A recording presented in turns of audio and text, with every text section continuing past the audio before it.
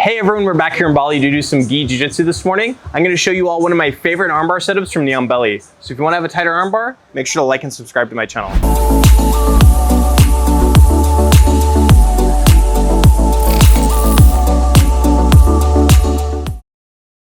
So we need to start looking, like whenever I'm rolling, I'm always trying to put myself in the mind of my opponent, right? I'm trying to think like, what is their next move? What are they going to try to do from here?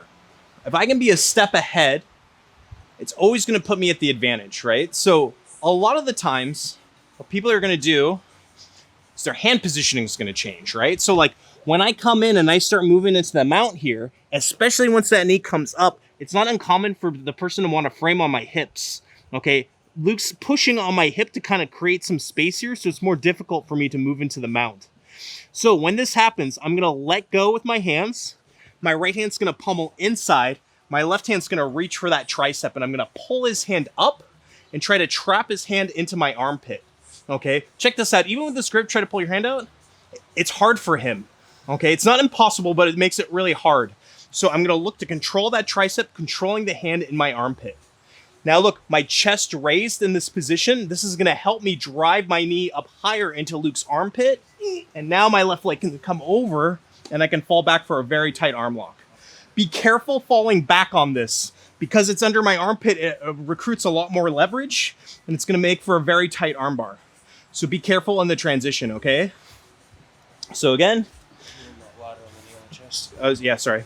So again, elbow opens, pop up to knee on belly. Luke frames on my hip, okay? From here, post. You guys can even post wide, okay? From here, that knee comes in. Now from here, look, it's easy for that leg to come around the head. And now that elbow comes in tight and I start to fall back, very tight arm bar. If you feel like you're losing it, like he's turning his thumb, look, I can let go, grab Luke's wrist, and start to fall back for a more traditional arm lock. Okay, so you guys can always pummel your hands out on the hand positioning. And your foot is underneath his shoulder blade? You got it. I'm hooking the back of his shoulder with my foot to keep his shoulder isolated, right? I'll explain something once we get there. So again, same idea here. Boom, flare, pop up. I get that frame. Now look, if you guys post wide, you come here. Now look, arm bars are all about controlling the shoulder. My target's the elbow, but I need to control the joint above to make the armbar work. So that's where this hook comes in. As I hook behind and I start to fall back, now I have control of the shoulder, which puts me in better position for the armbar. Now, since this arm, this is just like a more advanced scenario so you guys understand. Since this arm is going to the outside of my body, it means Luke can always do a hitchhiker escape. Okay, I have to worry about him twisting out here.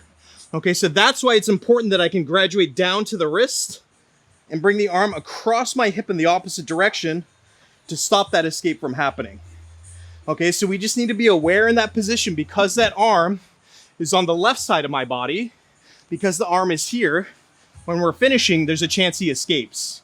Now look, if I had that same arm, but going across this way, there would be no chance for the hitchhiker escape. Okay, it'd be harder for him. It'd be harder for him to go, okay? I'm still gonna finish the lock. So, because the arm is not crossed, because it's on the same side, there's greater risk for that counter. Okay, so that's why it's good to go back to the wrist and let the arm cross my hip. Okay, it's gonna increase my chances of finishing the armbar. Okay, let's try that, 1, 2.